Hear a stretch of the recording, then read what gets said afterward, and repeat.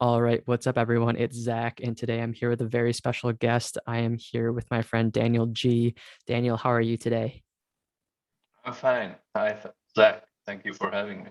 Of course, glad to hear it, and thanks for coming on. So, Daniel is a really, really awesome person, someone that I recently was able to connect with, a very passionate individual. And, it sounds like one of his biggest passions from our conversations is really helping people.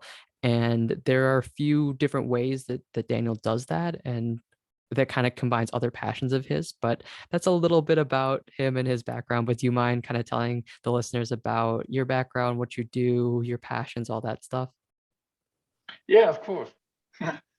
So I've been my own boss for like 20 years with different ventures, with different businesses. So there is one passion. I know what it means to build up businesses. I also know what it means to lose businesses, to burn them down because of mistakes like alcohol or drinking or abusing of substances. And so that's one passion of me, looking that if I see someone struggling with business or someone uh, being afraid of not wanting to start this business and things like that, that's I just want to help people because I went through so much pain, so much fight, so much loss that I was, I don't know, charmed or just lucky to get over it. So there is this call, you have to help other people if you if you come out of so much misery. And it's not only me. It seems that the phenomenon that a lot of people who struggled a lot in their life and overcome, they feel the need to feel the call to help. So that's a little bit about me. Yeah, I love that. And I feel like just from having conversations with others, it sounds like, yeah, like if you're someone who has gone through a lot or have struggled a lot in your life, it's almost like, maybe I've been given this second chance, or maybe I've given this opportunity to help others, or to maybe help someone who's going through what I went through. And it's like you said, you have that call to want to do so. And, I think that for me, even like this podcast, I've uh, experienced a decent amount in my life so far, and there's been ups and downs, but I wanted to use this to help people. And I've always felt called to that. So it's cool to hear that you feel the same way. Yeah. Yeah, I think Awesome. it's really a thing I had to do. I didn't want to Hmm. because I'm a businessman. I have business to do. I'm a very busy man, and to be frank, I couldn't be bothered.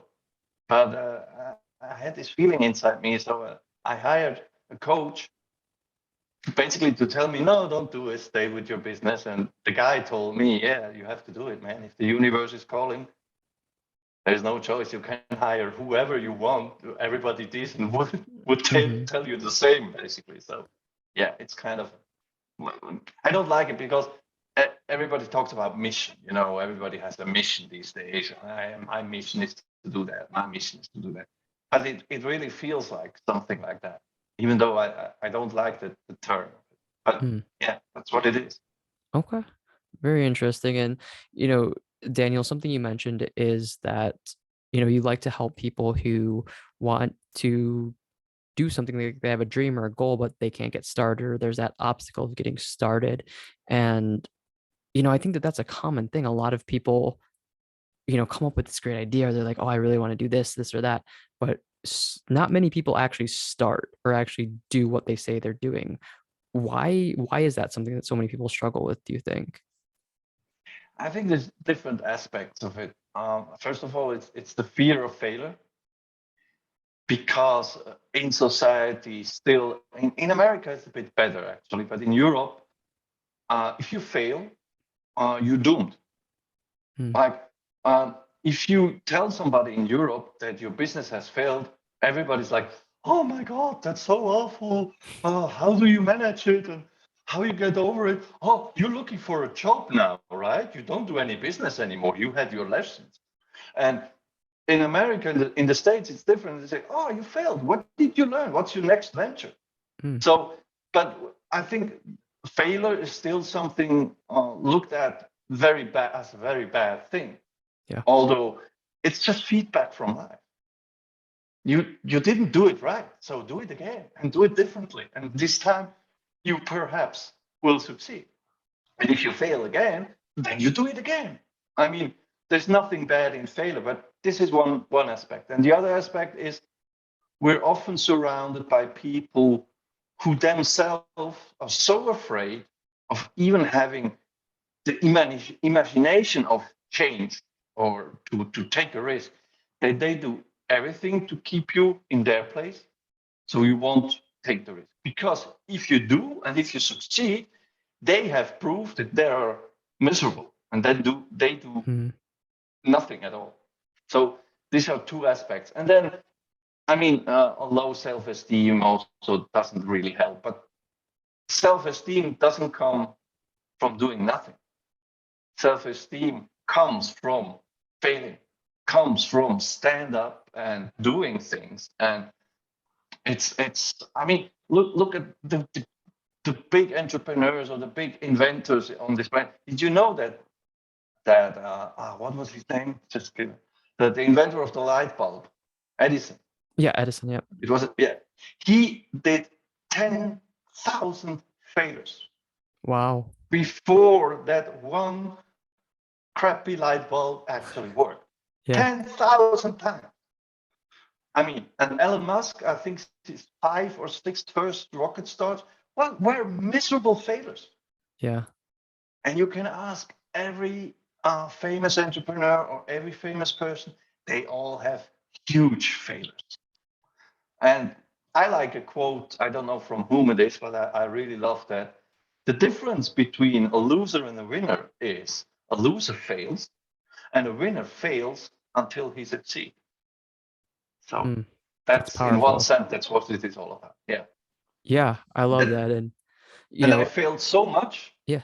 So many times, and every failure, my family and everybody told me, why don't you stop? Why don't you look for a decent job? You're a clever man, you have a skill set, and yada, yada, yada. And then you have a secure payment every month. But I didn't want to. I wanted to succeed on my own. So now I'm successful. But I think I failed in business like 3 or 4 times. I failed personally, as you know, maybe we can talk about this later a bit, miserably. I was a drunk for 30 years. I smoked too much. I stuck a needle into my arm in my youth. I had the wrong partners. I had the wrong friends. I mean, it's a life full of failures. And now I'm the happiest man alive. How do you explain that? I love that though. That's awesome. And, Daniel, when you were mentioning, kind of like with the business side where you failed a few times and during those failures or those struggles, you had family and friends say like, why are you still doing this? Like, why not do something, stable or, do something that's going to pay you well or whatever. When you were getting that feedback, you obviously, you stuck to your guns, but how hard was it for you? Was that challenging to like not let what other people that you cared about were saying get to you? Or were you just kind of like, I'm just going to focus on my goals and it doesn't matter what other people think, even if it's family, like I'm just going to do what I want to do? No, it was very hurtful. And sometimes I listened to them and I tried to find a job. And then I recalled again why I want to be my own boss, because I want to be independent. I want to be my own boss. Yeah. But yeah, no, it was very hurtful sometimes, even though, for example, my older brother, which is always kind of an idol for a younger brother, he said, so now I hope you had enough. Now I hope you go and get yourself hired somewhere. That hurt so much. Instead of telling, I'm proud of you that you do it again, that you try again. So to show other people, to show especially young people that it's good to fail. Just do it. Don't listen to anybody. Just listen to people who want you to be successful, not to the others. Because you will never do anything and you will never live your dream if you listen to those who say it's not going to work.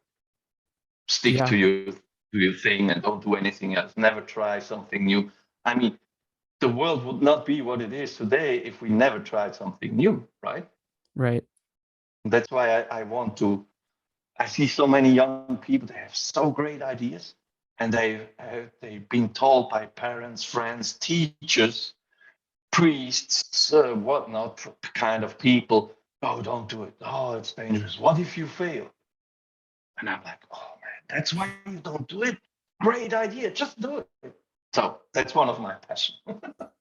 I like that. And, that kind of led me to think, in your opinion, if a young individual has this idea and they really want to pursue it, should they go all into it and just like put everything they have into this idea? Or do you think that they should have like maybe like a backup plan, or maybe get a job so they are making money, and then when they're not at their job, that's when they should focus on their idea? Like, do you think that you need to have that balance, or just you should go all in? Because if you don't go all in, like, you're just kind of holding yourself back a little bit. So I think you should not have a backup plan, Okay. because the backup plan always keeps the door open. Mm, In difficult moments, you say, oh, like, okay, there is my backup plan, I go there. But if you start and you have no money, usually that's the situation it is, it's a good thing to have a 2 day, 3 day jobs a week, so you can pay your bills, you're relaxed, you don't have to worry about every cent and every dollar.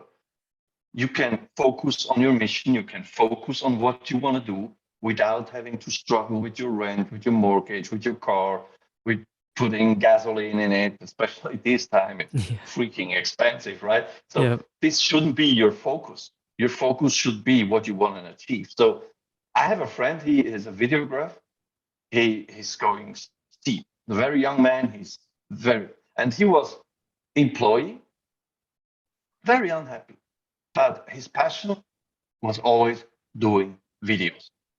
And he was so great. He still is. And he's so talented and so much power. And I was like, dude, why don't you make it your own business?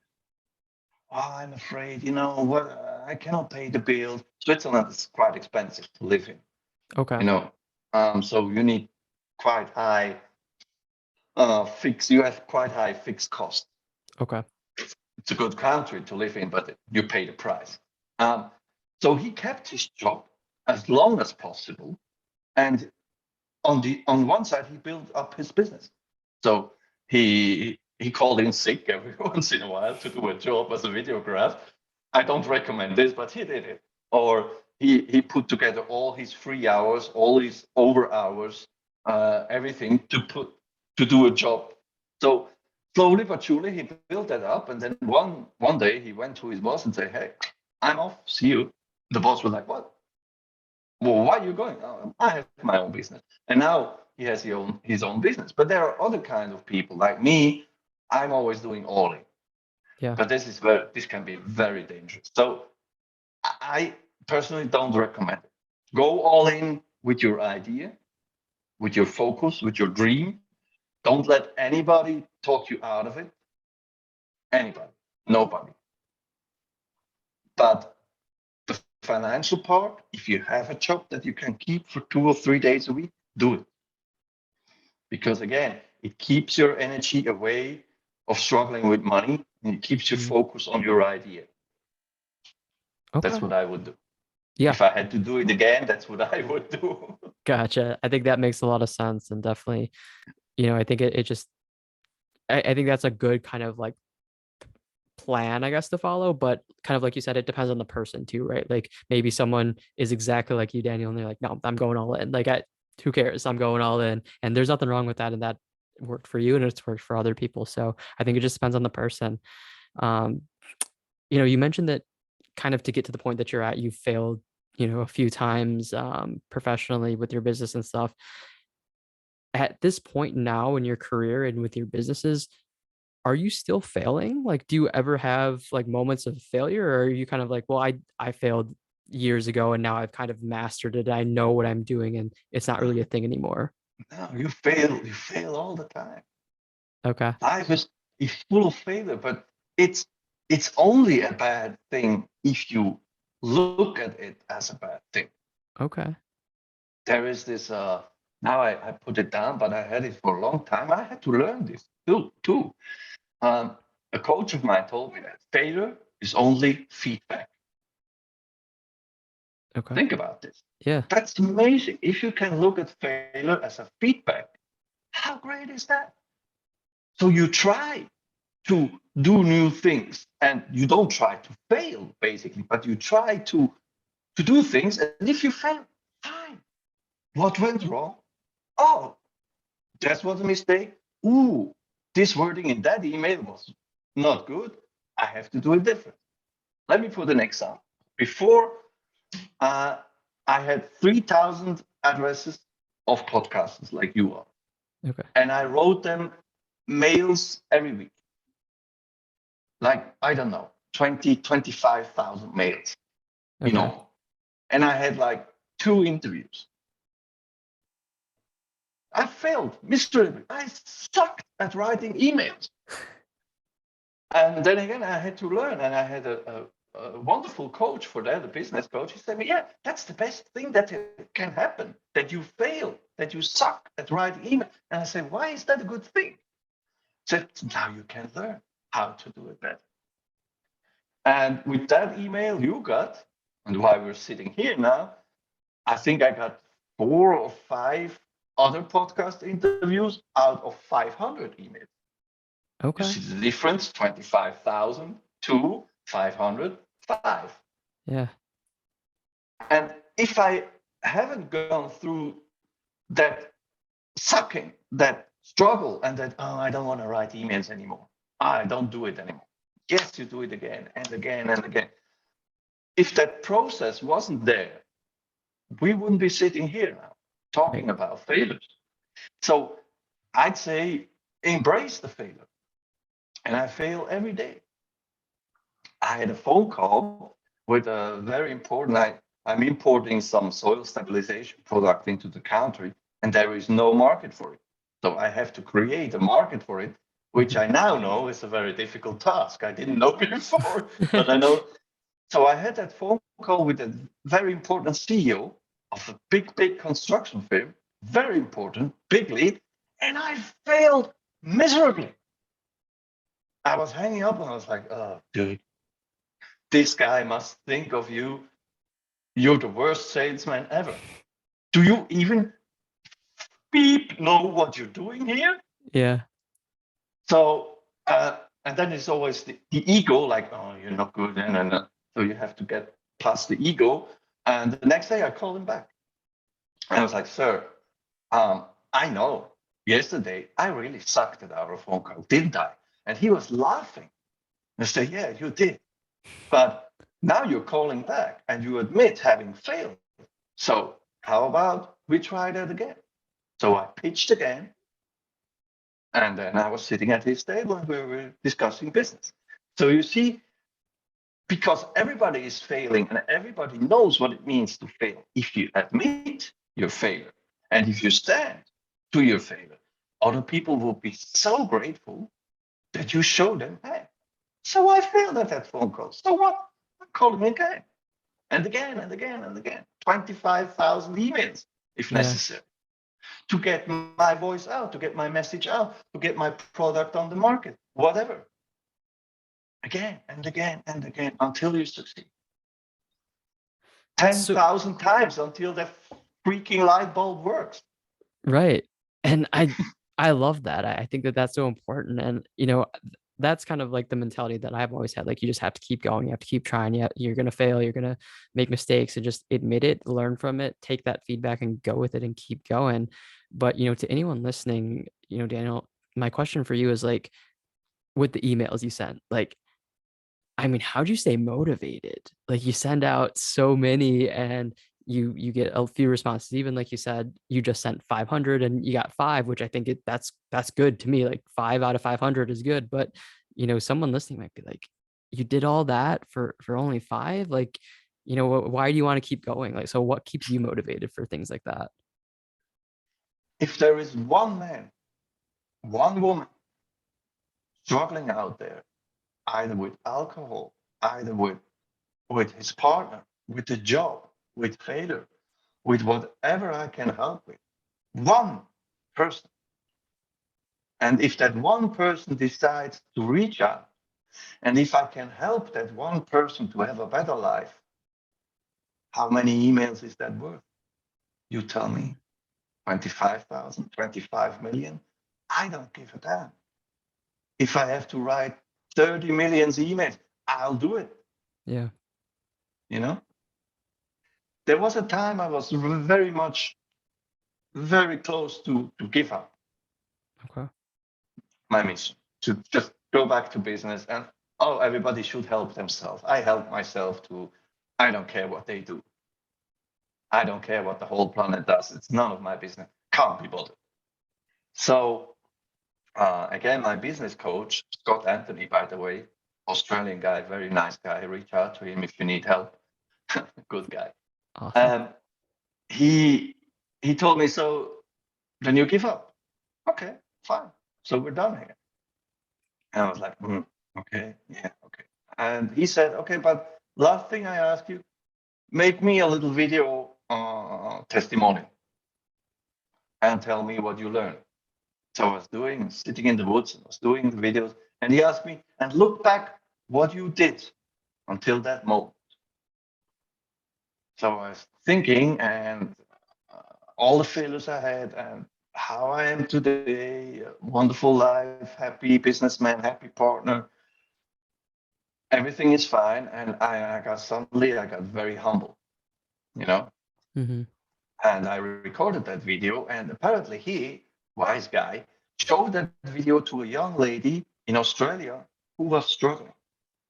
And I talked about me being drunk, failing completely, drinking way too much, getting into fights, overcoming all that to be a successful businessman now. Mm-hmm. And she said to him, she watched that testimonial like 1 minute, you know, social media movies, 1 minute. And she said to him, so if that guy can do it, then everything is possible. And Yeah. I'm getting goosebumps again. So all that struggle, all these 50 years of struggling and of nearly giving up many, many times, if all that was only for that young woman saying, recognizing, wow, so everything is possible. It was all worth it. Mm-hmm. Just for that. So ask me again how many emails I should write. I like that. You have to That's keep super going. powerful. Yeah. That is. You have to keep going, and just with whatever you're doing, just keep going, and don't let that outside noise or doubt or even internal doubt get to you. Um, something you've mentioned a little bit throughout the conversation, Daniel, that I'd love to talk about a little bit is kind of like your history. And you mentioned, you drank a lot and, had experience with drugs and stuff like that. So do you mind kind of telling people listening, like kind of what your journey has been like and how your experiences, I guess, like from early in life to now have changed? So I started drinking. No, of course, I don't mind. If it helps somebody, I will tell that story over and over again. Yeah. I started drinking and smoking at the age of 13, which is Okay. very young. Yeah. And I was a heroin junkie at the age of 17. So, Wow. and I managed to stop heroin with 22 or so, but I couldn't get rid of that alcohol thing for over 30 years. And I was always like, why is that so hard? Why is that so difficult to overcome? You stopped heroin. I mean, heroin is very bad, right? Right. But with alcohol, no. Why is that? So I read a lot of books. I tried many things. I stumbled. I went to AA and other associations. I went to talk to so-called experts. Nothing helped. I tried to cut down. I tried to only drink at weekends. I tried to not drink when I was driving. Everything failed miserably because I couldn't understand what alcohol is, in society, how society is lying about alcohol all the time, how I was trapped in an ingenious trap that goes on basically for generations. Alcohol is so established in the society that it's Mm-hmm. absolutely normal that everybody drinks.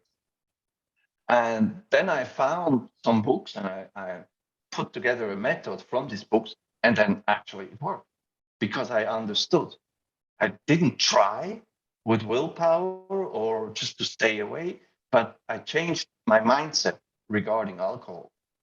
So now it's not bothering me anymore. I have alcohol in my house for my guests. No, it doesn't. It's not attracting anymore. It's not part of my universe anymore. So that's why I also help men who have a drinking problem or who want to get back in control, because I think alcohol is a huge issue, Yeah. and it's still a taboo. Not much people are talking about. It's still looked at as something perfectly normal to have a drink every day, which is not. It's poison. It's not good for you. It's not good for your family. It's not good for your Hmm. career. It does nothing good to anybody. So that's another mission I'm on. I have many missions to Yeah, accomplish. a man of But, many missions for sure. So but I here, wouldn't be the strong man that I am today without all that struggle, you know? yeah, it like going through the adversity and the struggles is what really defines us and makes us who we are. So I definitely get what you mean by that. And I know you were mentioning, with alcohol, it being something that was destructive in your life and just in general, it's something that is destructive for people's personal lives, their professional lives, everything. Now, at this stage of your life, do you think that there can be or is or should be a place for alcohol? Or do you think like, no, I would not suggest people have alcohol, even if it is like under control. I just think you're better off without it. It's a tricky question. Hmm. Um, I have friends, they drink every once in a while. Okay. I have that one friend, he drinks like every 3 months, he mixes a cocktail, Yeah. very sophisticated cocktail with thing and and he enjoys it very much. Fine. Where's the problem? I don't see any problem. Um, there is a man, he likes to smoke a cigar every once in a while and having a good rum or a good whiskey with it. Hmm. What's the issue? No issue, Right. no problem. But on the other hand, one of my customers, very wealthy IT entrepreneur, he poured down half of bottle of gin, up to a bottle of gin every day. Mm, Now, that's an issue. yeah. But again, it's not an issue if the person doesn't see it as an issue. You if if you see someone drinking like that and you go to him or to her and you tell her, hey, do you really think that's good for you? You say, yeah, I have no issue with that. Okay, fine. But then, there are many people, especially men, we're silently crying. We're hiding our feelings. We're not showing our pain. And then we tend to drink. And then that's an issue. Hmm. But if you occasionally enjoy a drink, why should that be an issue? So, me personally, I think alcohol should be banned altogether from Okay. society, but not by law, but by evolution, Hmm. by people learning to enjoy their life differently than with substance. Yeah. And every time when the government has to put out a law, it's no good because it's not coming from within human being, Hmm. and then the change is not sustainable, and it's not going over generations. You Yeah. know, a man like me, I don't have kids, but a man like me getting rid of such a habit, do you really think his children would pick up that habit? Never. Right.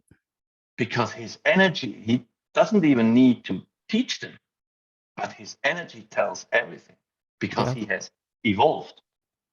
So it's not necessary, right? Right. But Okay. I hope it will be gone forever in a Yeah. generation or two. I don't know, but I really hope, yeah, because it's not, it's poison. Yeah. If you drink one sip of pure alcohol, it kills you instantly.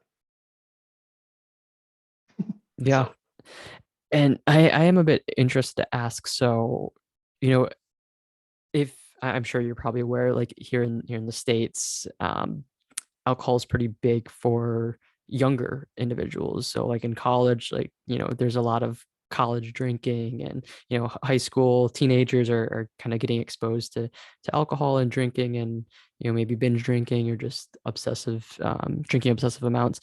Is that in Europe as well, as kind of like drinking for the youth a kind of a problem, or is it more so like a US thing from, I guess, your no, perspective? it's a huge problem everywhere. Okay. Okay. Yeah, it's very, very, very problematic because it became like a sport or something Yeah. That's a good way to put really it. weird. And I think it's not the fault of the youth.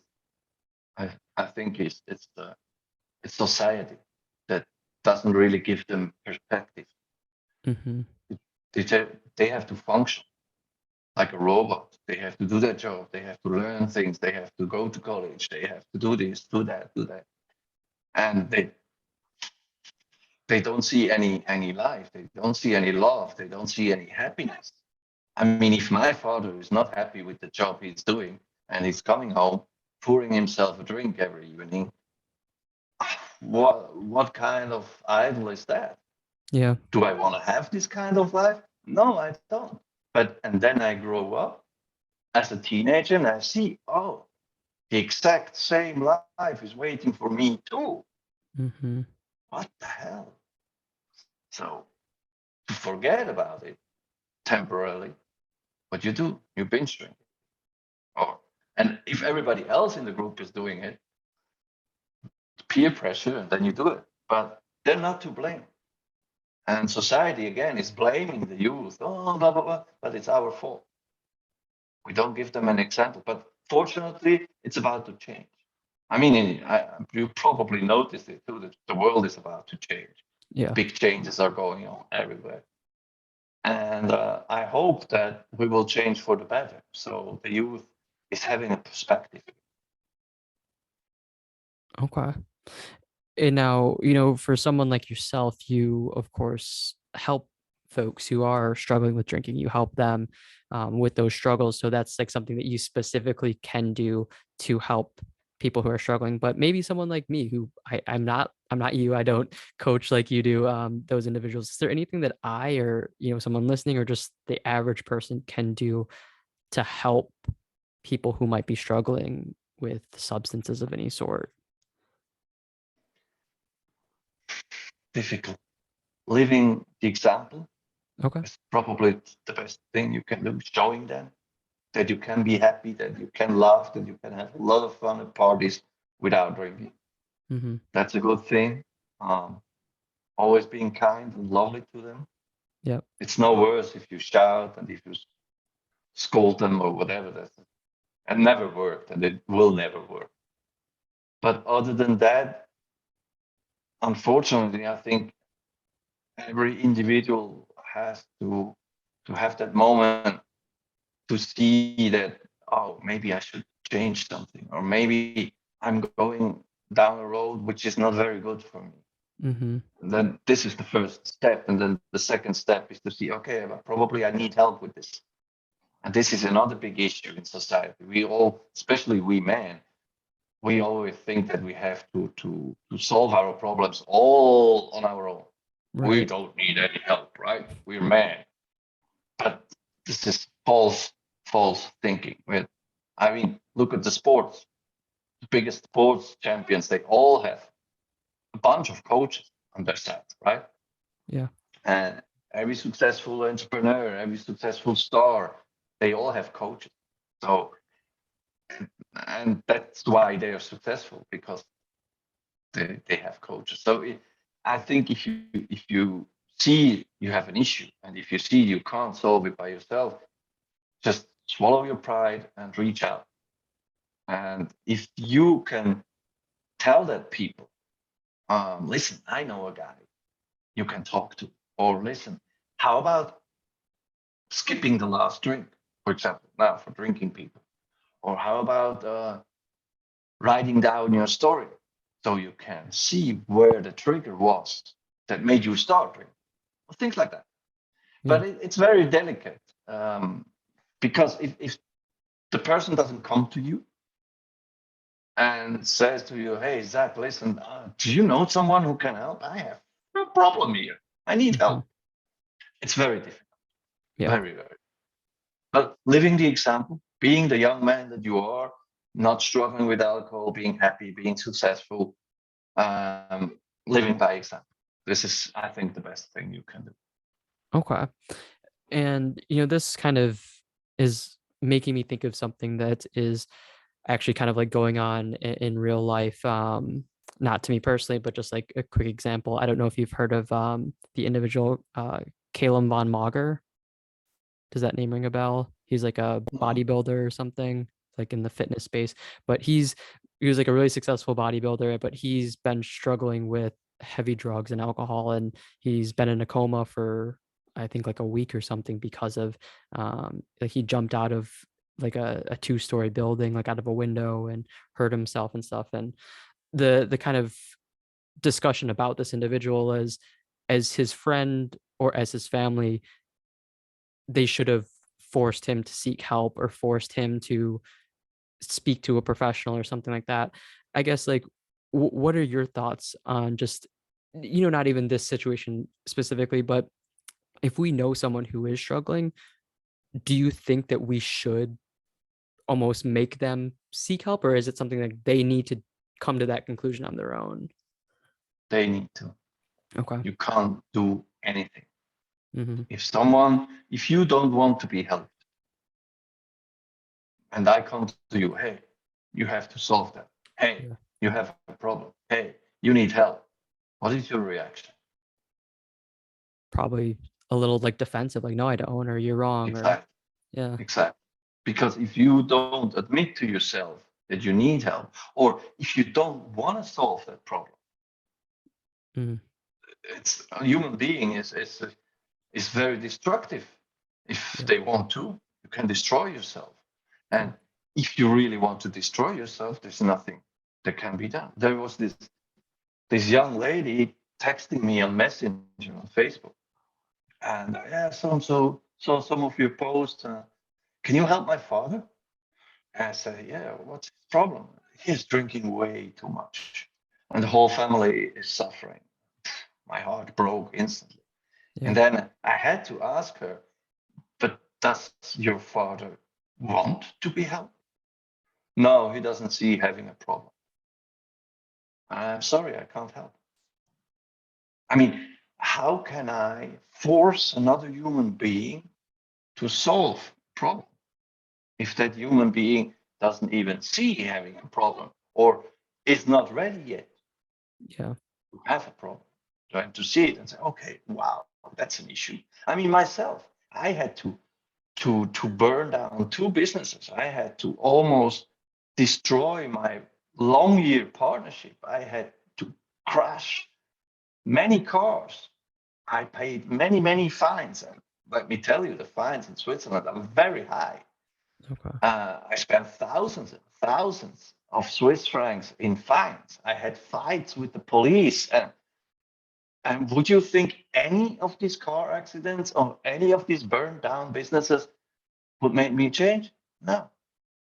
That was the last car accident, which I walked away from it totally sound without any scratch or wound. And the car was just a ball of metal. And it was only then it made click. And I was ready to look at my problem. Really. I knew deep down inside I had a problem. I knew I had to change something. I knew all that. I'm not Hmm. stupid. Nobody is that stupid. You know you have a problem. But if you can't admit it to your own, or let's say if you can't even figuring that you might have a problem or it might be a good idea to talk to someone, how would that help if someone else comes to you and says, you have a problem? What's Right. the natural reaction? No, go away. I don't want to hear about it. So the answer is no, you can't. Yeah. Even more, it probably makes things even worse if you Yeah. try to force someone to change. Yeah. You can't force people just with anything. You can't force people to do anything. And normally, if we are forced or someone tries to force us to do something, we do get resistant and we do push back and fight back and we want to not do it even more, right? Because we want it, we want to have control. We want to feel like we are the ones, that are in charge of our future or our choices. And, hearing you kind of talk about your experiences, Daniel, you mentioned that it was that last accident, you weren't harmed, you weren't hurt, but that's kind of when it clicked in your mind. Like you knew that there was always a problem, but that's the moment when you said, I wanted to make a change, right? I need to, seek help with it. Can you kind of explain, like, was there something that happened in that moment that really made that like clicking moment, or what led you to that realization? It was actually my partner, Okay. my wonderful partner who stood by me all the time through all the struggles. And we went to see the car the day after the accident to take our belongings out of the car. And we were standing in front of that what used to be a car. Really, Mm, you couldn't call what brand it was. You couldn't call it if it was a limousine or a station wagon. Really, it was mumbled. And we stood there, and usually when I again crash the car or I again run into fights with the police, she used to say, "Yeah, but Daniel, what on heaven, in heaven's word, must happen more that you change them? You have to kill somebody? What if you kill a child while driving?" And all the time, because she loved me. So mhm. she kept talking to me like that. But that day, I looked at her. She didn't say a word. She was just standing there watching that car, and she didn't say anything. And that was the moment. Mm, Then I knew now it's enough. And then all these questions he asked me over the years came back to my head. What if I had killed someone? What if I had killed a little child? What if, what if, what if, what? And nothing happened to me. Nothing. I used to wear glasses to drive. They were not even nothing. I was yeah. just totally sad. And at that moment, it was like a hit in my stomach.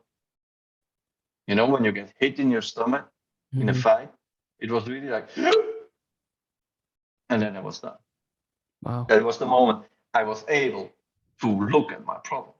Yeah. But then it took me another year to really find that method, as I mentioned before, to Mhm. really stop it and to really get rid of it once and for all. So yeah, that was the, Okay. the changing moment. Okay.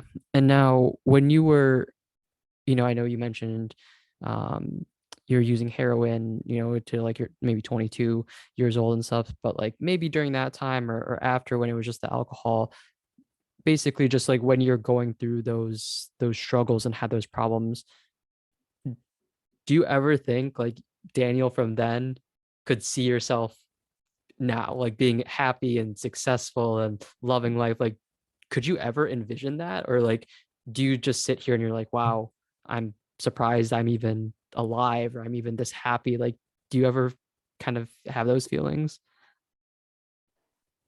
Um, I'm not surprised Okay. because I did the work myself, but I'm grateful every day. Mm, okay. I'm grateful when I go to bed. I'm grateful when I stand up. I'm grateful that this life is my life. Yeah. Even though you could say, "Wow, you wasted 30 years with drinking. You could have more money on your bank account. You could have more cars in your garage, whatnot. Hmm. But that's not worth it. But I'm grateful. I'm very, very grateful. But if you ask me if I could visualize back then Yeah. how it's gonna be now, no, no, because um, if you're on heroin, there is nothing much you think else than your next shot. There is no Okay. imagination. There is no fantasy. There's no dreaming. There's nothing much going on. That's why you take that drug, to Okay. silence yourself, to silence your wonderful human being nature, your creativity, your everything. You don't want to, it's hurting too much. That's why you do that. That's why Okay. you drink too much. That's why you do too much sport, or you do, anytime you do too much of something, it's because you want to hide something. Mm, So no, I couldn't visualize. okay. But if I could go back now to my younger self, I would kick him in the ass. You can believe it. Yeah. Oh man. That would hurt really badly. Yeah. Definitely. And you said earlier in the conversation that you are the happiest that you've ever been right now. You're extremely happy, you're extremely grateful, life's good for you. What gives you those feelings? What do you mean? Like, is it because your businesses are going well, or is it because you're, happy with your partner? Like, I mean, you told me this is the happiest you ever been. So why is it the happiest you feel like you've ever been? Because I decided to be happy. Okay. It's decision, Zach. Yeah. It's nothing external to make us happy. It's all from within. You decide if you want to be happy or not. You decide what you want to think. You decide what you want to feel. Yeah. It's a decision. You can stand up in the morning, Monday morning, and you can tell yourself, oh, what a crappy week is awaiting me. And guess what happens? A crappy week is awaiting you. Yeah. Or you can stand up every morning and say, wow, I'm grateful being alive. I'm happy. And guess what? You're going to meet happy people too. You're going to have a happy life. You're going to have a happy day. Yeah. It's a decision. That's it. It's a decision like wearing a blue shirt or a gray sweater or whatever. It's a decision.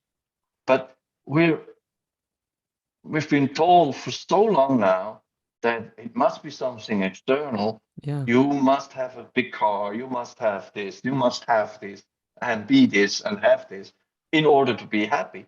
But that's crap. It's what you are inside that makes you happy. You know the saying, money doesn't make you happy. Right. It's true. It's not the money making you happy. It's how you feel with money or without money that makes Yeah. you happy or not happy. You know, there are many happy people there who are wealthy, and there are happy people who are not so wealthy. So can't be the money, really. But it's suggested by the media, by marketing, by advertisement that having a lot of money, buying you a lot of stuff, that is what makes you happy. Yep. But that's crap. It's not true. It's the And decision. It all comes from it's a within. decision. Yes, it's a decision that makes you happy. Have you ever heard of Dr. Joe Dispenza? Yeah. Yep. Yeah, I got these teachings from him. Okay. It's really what you want to be, how you want to live your life, how you want to be, how you want to feel, what you want you to be in your future. And if you own this, if you can be in that state without it to have happened yet, then it will happen to you because you are already that what you want to be. So you want to be happy, and happiness will come to you from all sides. Yeah. It's kind It's of like it's very easy. the energy that you put out and accept is the energy that you're going to get back, right? Exactly. And there is a very, very simple test to do that. Okay.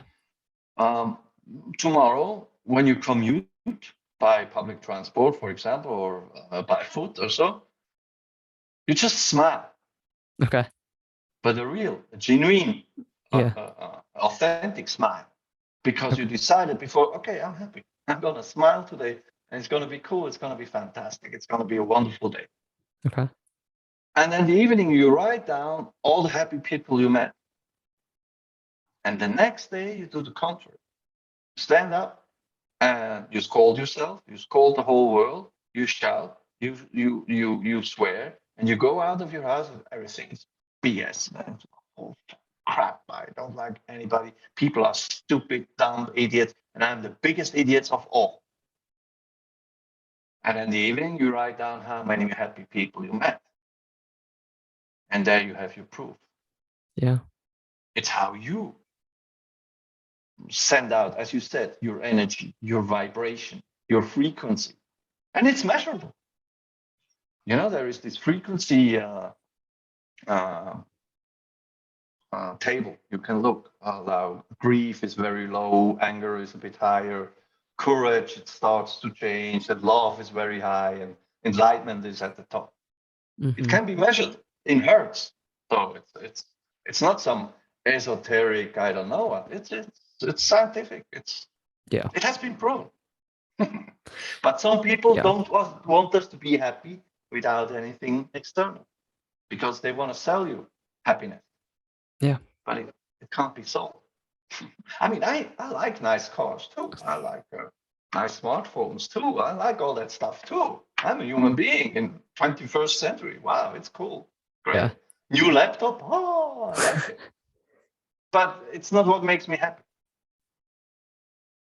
Wow. Yeah. I mean, and even just hearing you explain that, that makes so much sense. And it kind of like the question that I asked you really came from what externally makes you happy, because kind of like you said, society's kind of like made me think like, well, you're super happy right now. So is it because you're making a lot of money? Is it because you have the best clients? Like, what is it? But like you said, it comes back to just the simple fact it's you, and it's you making that decision to be happy.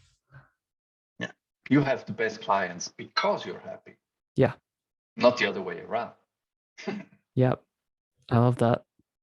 Awesome. So actually that's kind of a perfect kind of transition to the next thing I was going to ask you, Daniel. So in regards to clients, are you currently open to accepting more clients right now? Yes, of Okay. course.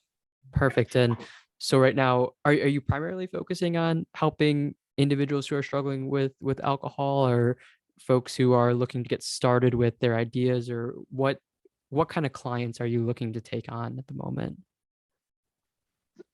Basically, everybody who listens to this and says, "Who? Perhaps I should have a chat with Daniel. He can help me with X, Y, Z."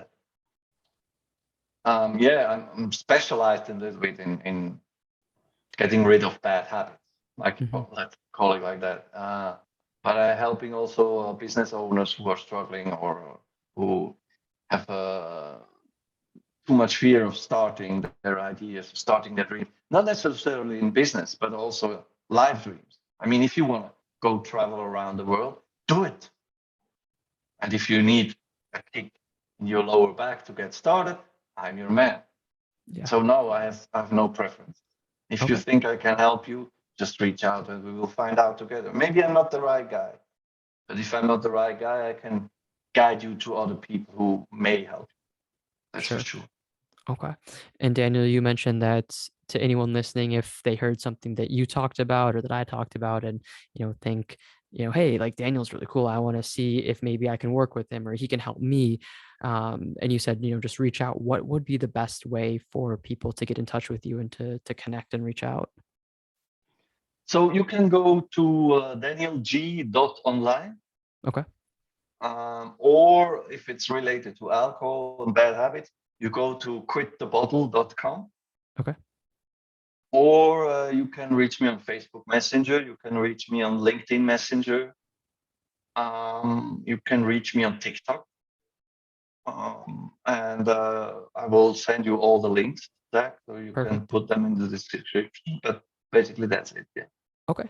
Excellent. And to anyone listening, like Daniel just said, I will get all the links from him. So that will be in the description of the episode. So if you forget or didn't catch what Daniel said, just go to the description and I'll have the websites, the social media, all that good stuff. So you can get connected with him. Because I mean, I think at the very least, if you're listening to this podcast and you're struggling with something, it could be alcohol. It could be, just like fear of chasing your dream. It could be maybe you're struggling with grief. Maybe you're struggling with figuring out what you want to do with your life. I think that anything that might be a struggle, you could talk to Daniel about. And I think he would be someone good to either maybe help you, or like you said, maybe if he might not be the right person for you, which it happens, it's no one's fault, he can connect you or help guide you in a path that might help. So definitely I would recommend reaching out if you did, really enjoy this conversation or feel that Daniel said something of value to you. Yeah, and it's not about, coaching is not about making a lot of money with people. I know there are many coaches out there that do that, Hmm. just sell their programs or whatnot. I'm really not I'm not the kind of guy. If we find out together that we're not a good fit, then we don't work together. It's no use. It's a waste of money. It's a waste of time for both of us. And I will guide you maybe to someone, or just tell you, yeah, listen, you have to find someone else. But if we both think that we're a good fit to work together, then we will succeed together. That's the only way coaching actually works. Yeah, That's what I think about definitely. And I coaching. mean, I think, to go back to a point Daniel made earlier is think of all the successful people in the world. Think of people that you look up to. They probably have had or do currently have coaches. We don't need to go through life on our own independently. That doesn't, if I, accomplish things by myself and Daniel accomplished things with coaches, that doesn't make me better because I did it on my own by any means. So don't be afraid to seek out coaches and to seek out help and to seek out assistance and to acknowledge that you can't do everything on your own, because that's why coaches exist, because we really can't do everything on our own. Yeah. And wouldn't it be a shame if I went all through that struggle and failure for nothing? Right. Right. At least someone could profit from that, no? Right. Right. To make other mistakes, not the same ones, but some others. Yes. But yeah, that's what all it's all about. I mean, I don't know where it comes from, that idea we have to do everything on our own, and that's a better achievement than someone helped us. It's Hmm. it's not true, and there is this factor of time. Perhaps you can do it on your own, but you need way more time than if someone guides you or points you to the right direction, kicks your lower back from time to others. It just makes you progress very fast, Yeah, which is desirable. definitely. Definitely. So Daniel, as we're wrapping things up, is there any last thoughts, message, words that you want to leave anyone listening with? I think we said a lot of things. Maybe a quote, I don't know from whom it is, but always stand up once more than you fail, than you fall. I love it. So, I mean, never, ever, never under no circumstances give up. Never. It's the worst thing you can do, because then it's over. Then it's done. Then you're done. So never give up. Always stand up, clean your trousers, and go on. Do it again and again and again and again until you succeed. I love it. Never give up. Always keep going. Just however many times it takes, just keep on going with it. And Daniel, it's been an absolute pleasure to connect with you, to hear a bit about your journey and your experience and what you're doing and all the good things that you're adding, to this world with your coaching and with your personality, your, heart and passion that you have for all the things we talked about. So thank you so much for taking the time to be a guest today on the podcast. It's truly been a pleasure for me, and I'm excited to continue to follow your journey and your career and see the things that you accomplish personally and professionally. And again, to anyone listening, definitely, even if you don't think you need a coach of any sort, I think Daniel's a wonderful human being just to connect with and just to have a conversation with. So definitely do reach out to him. And again, all of his information will be in the description of the episode. But Daniel, thank you so much for coming on. Thank you too, Zach. It's my pleasure, really. Thank you for having me. Of course. Take care. I'll talk to you later.